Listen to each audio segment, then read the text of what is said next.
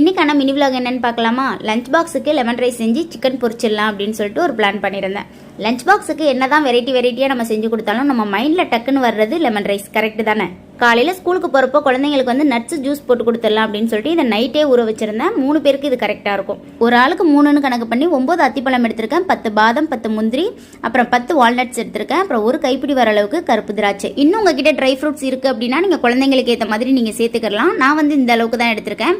இதை நல்லா வாஷ் பண்ணிவிட்டு ஓவர் நைட் வந்து நல்லா மூழ்கிற அளவுக்கு தண்ணி ஊற்றி ஊற வச்சிருங்க. ஃபர்ஸ்ட்டே நல்லா வாஷ் பண்ணிவிட்டு ஊற வச்சதுனால இந்த தண்ணியை வேஸ்ட் பண்ணிடாதீங்க. நம்ம அப்படியே போட்டு நல்லா மிக்சர் ஜாரில் போட்டு நல்லா சேர்த்து அரைச்சிடலாம். ஊர்ன ட்ரை ஃப்ரூட்ஸ் எல்லாத்தையுமே ஒரு மிக்சர் ஜாரில் சேர்த்துட்டு இப்போ கொஞ்சமாக தண்ணி சேர்த்து இதே தண்ணியை சேர்த்துக்கோங்க. சேர்த்துட்டு இதை நல்லா அரைச்சி எடுத்துக்கோங்க.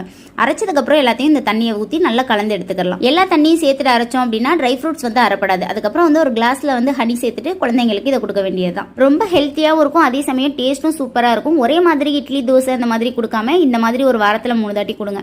மெயினாக பெண் பிள்ளைங்க இருந்தாங்க அப்படின்னா கண்டிப்பாக கொடுங்க, உடம்புக்கு ரொம்பவே நல்லது. எங்களுக்கும் சேர்த்தே வந்து லெமன் ரைஸ் செஞ்சுட்டேன். ஆனால் லெமன் ரைஸ் கூட சிக்கன் பொரிக்கிறதுனால டேஸ்ட் சூப்பராக இருக்கும். சிக்கன் வந்து மசாலா தடவி நைட்டே ஊற வச்சாச்சு. Lemon rice recipe already share பண்ணதுனால கொஞ்சம் லைட்டாகவே சொல்லிடுறேன். ஒரு பாத்திரத்தில் 4 ஸ்பூன் ஆயில் சேர்த்துட்டு 1/2 ஸ்பூன் கடுகு, 1/2 ஸ்பூன் ஜீரகம், 1 ஸ்பூன் வரளவுக்கு கடலை பருப்பு சேர்த்துட்டு அப்புறம் வந்து 4லேருந்து 5 காஞ்ச மிளகாய் எடுத்துக்கிறேன். 2 கொத்து கருவேப்பிலை சேர்த்துட்டு 1/2 ஸ்பூன் வரளவுக்கு பெருங்காயத்தூள், 1/2 ஸ்பூன் வரளவுக்கு மஞ்சள் தூள் சேர்த்துக்கிறேன். அதுக்கப்புறம் நம்ம புளிஞ்சு வச்ச லெமனை சேர்த்துக்கலாம். தேவையான அளவு உப்பு சேர்த்துட்டு இதை நல்லா கலந்து விட்டுருங்க. அப்புறம் நம்ம வடிச்சு வச்ச ஒயிட் ரைஸை சேர்த்துக்கலாம்.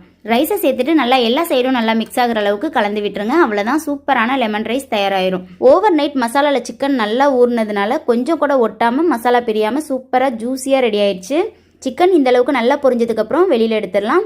இப்போ லஞ்ச் பாக்ஸ்ல வந்து லெமன் ரைஸ் வச்சுட்டு கூடவே சிக்கன் 65 வச்சுட்டு குழந்தைங்களுக்கு பேக் பண்ணி அனுப்பிச்சாச்சு. அவ்வளவுதான். இந்த வீடியோ உங்களுக்கு பிடிச்சிருக்கும்னு நினைக்கிறேன். பிடிச்சிருந்தா லைக் அண்ட் சப்ஸ்கிரைப் பண்ணிக்கோங்க. நெக்ஸ்ட் வீடியோல பார்க்கலாம். Thank you so much for watching.